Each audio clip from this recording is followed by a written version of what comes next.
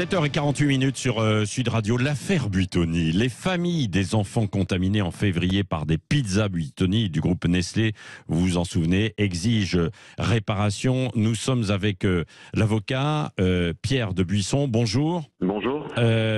Alors, vous réclamez 250 millions d'euros au nom de 55 victimes. Vous venez de déposer au tribunal judiciaire de Nanterre une assignation pour faute lourde. Avant de parler peut-être argent, Pierre de Buisson, en déposant cette assignation, que souhaitez-vous 6 mois après la contamination ? Alors, ce qu'on souhaite d'abord, mais nous y reviendrons, c'est une réparation à la hauteur de ce drame humain. C'est aussi souligner le fait qu'il s'agit de l'un des plus grands scandales alimentaires européens de ces 30 dernières années. Ce que nous souhaitons souligner, ce sont plus que des négligences ou des manquements, ce sont des fautes lourdes, particulièrement lourdes, accumulées du groupe Nestlé, qui ont directement conduit à la mort de 2 enfants et à anéantir la vie de dizaines de familles sur l'ensemble du territoire national. On l'a pas assez dit. Je prends l'occasion de prendre la parole, puisque vous me la donnez, pour rappeler le fait qu'il ne s'agit pas simplement d'une épidémie de vulgaires intoxications. On parle d'enfants qui ont été de 2 ans, de 5 ans, 8 ans, qui ont été placés en réanimation, qui ont été dialysés, qui ont des lésions au cœur, au cerveau, aux poumons, au foie, qui ont des séquelles à vie, un traitement à vie, avec une espérance de vie qui sera probablement divisée par 2 ou par 3, et donc des vies qui ont été totalement plus que bouleversées, anéanties. Tout ça parce que le groupe Nestlé, qui n'en est d'ailleurs pas à son coup d'essai, puisque en 2009 déjà aux États-Unis, ils avaient provoqué de graves intoxications alimentaires, ils avaient été lourdement condamnés pour cela. Le groupe Nestlé a décidé de produire toujours plus en sacrifiant toutes les mesures d'hygiène et de sécurité alimentaire. Pierre de Buisson, il y a eu des perquisitions, des enquêtes. Qu'est-ce que ça donne? Parce que c'était il y a 6 mois l'histoire. L'enquête pénale est une catastrophe dans ce dossier. Ah bon? Pourquoi? Parce que les premiers cas d'intoxication débutent en janvier 2022. On parle vraiment d'épidémie nationale. Il va falloir attendre plus de 2 mois pour que des perquisitions aient lieu au niveau du siège social de Nestlé et de l'usine de Caudry.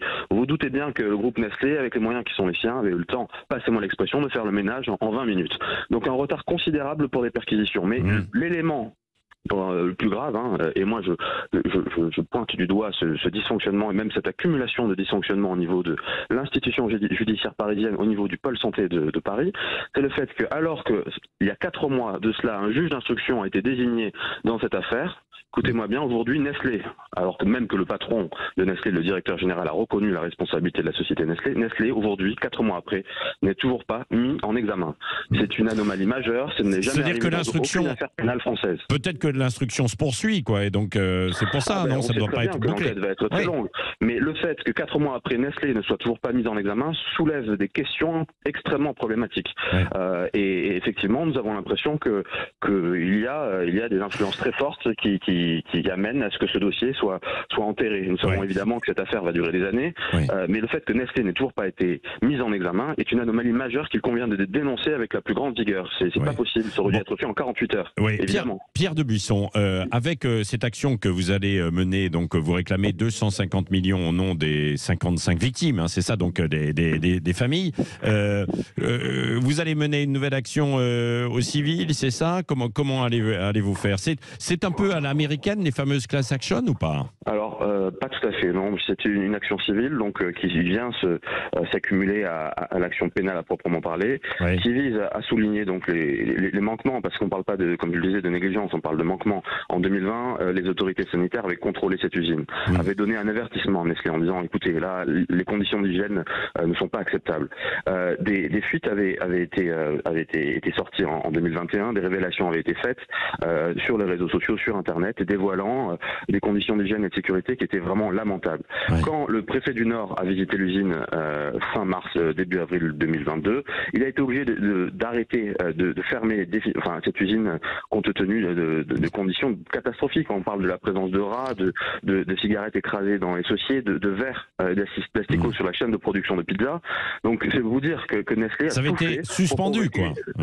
Oui, Nestlé vraiment non seulement n'a pris aucune mesure pour sauvegarder l'hygiène et la sécurité, mais ils ont c'est étonnant quand même. C'est étonnant. Les salariés, c'est le point peut-être le plus déterminant. Il y a une dizaine de jours, les salariés qui manifestement avaient gardé le silence, probablement dans une culture de la peur instillée par la direction, ont fini pour certains d'entre eux par dénoncer le fait que la direction leur a demandé d'arrêter de nettoyer les cuves dans lesquelles les farines étaient stockées et de diviser par 2 ou par 3, je ne sais plus, je connais plus le détail, et il faudra les réentendre, mais le temps de travail concernant la préservation de l'hygiène et de la sécurité alimentaire.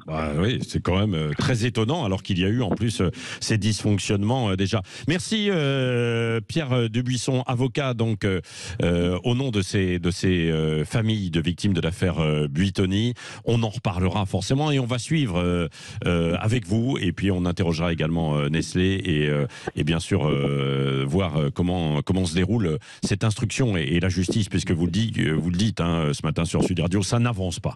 Merci beaucoup d'avoir été avec nous en direct ce matin sur Sud Radio.